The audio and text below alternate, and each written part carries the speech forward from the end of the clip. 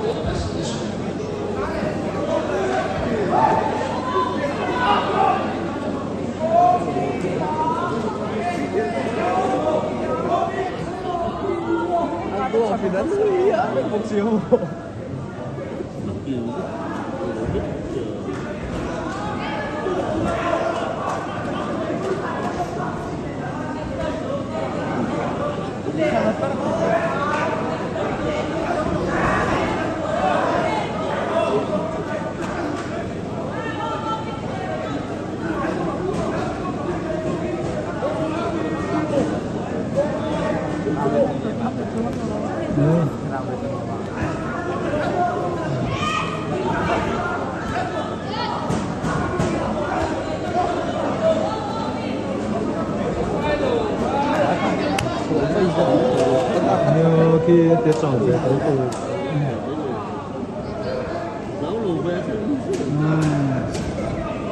với một cái phải có agak kita abad sulit dia dia cái cột răng có sỏi rất rồi anh chân đến được đâu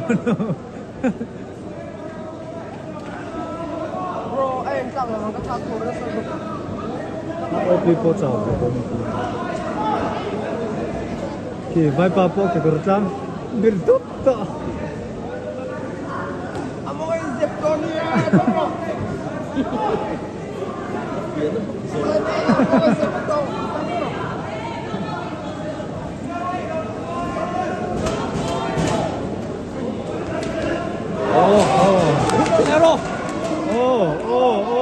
lưu hai châu, lưu hai don.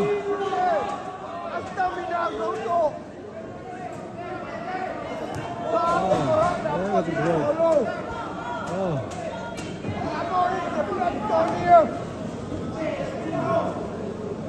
Nó còn đen thì rồi chụp rồi mới kiếm này.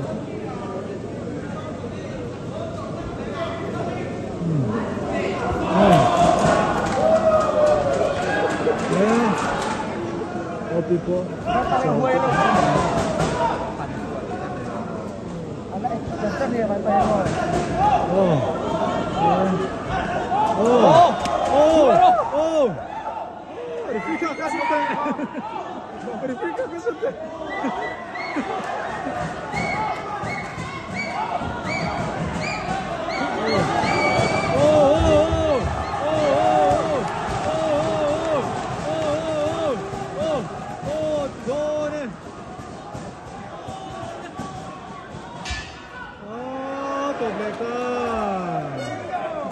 Cái này chị đây tôi sẽ không có lỗi lời nữa của cái gì này anh đi đâu không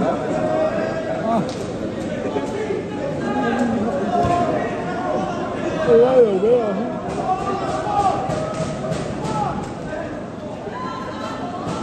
hai đầu mấy đây mà tiếp tới bên mà đi cũng vấp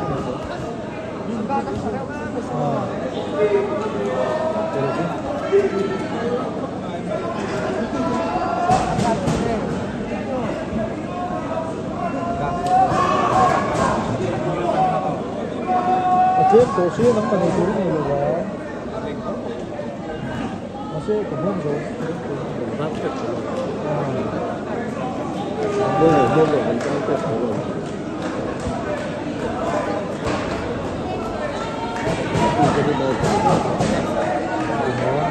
Óbvio! Óbvio!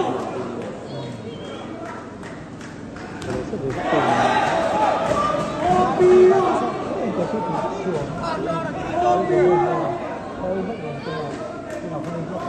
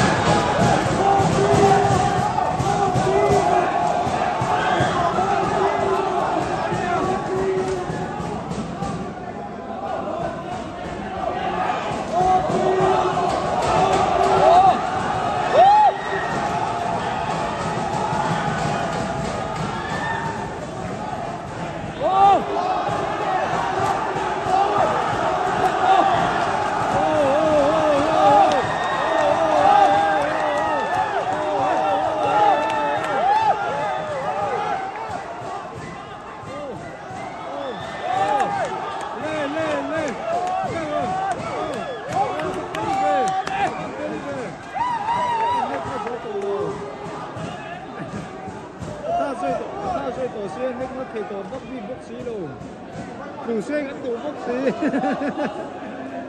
lỗ hẳn nước quý về luôn này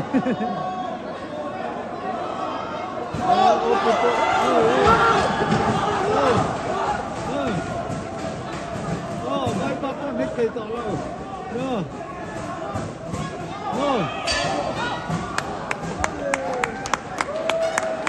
Result kan pon mai nek punom tak minen tira bagi kan box sedetan kulit bag lock there.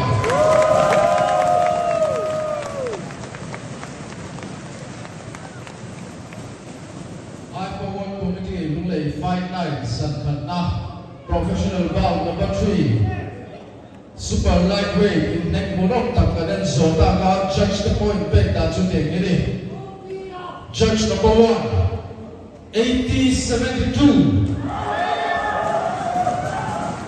Judge number 2, 79-73.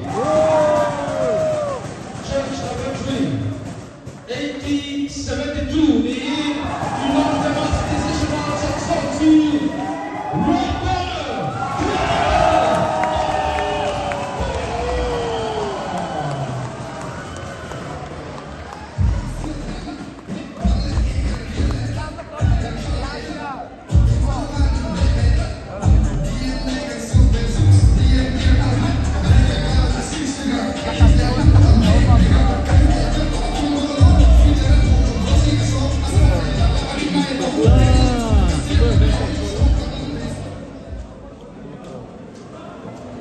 Opi ayan sa ito. Tayo masama niya.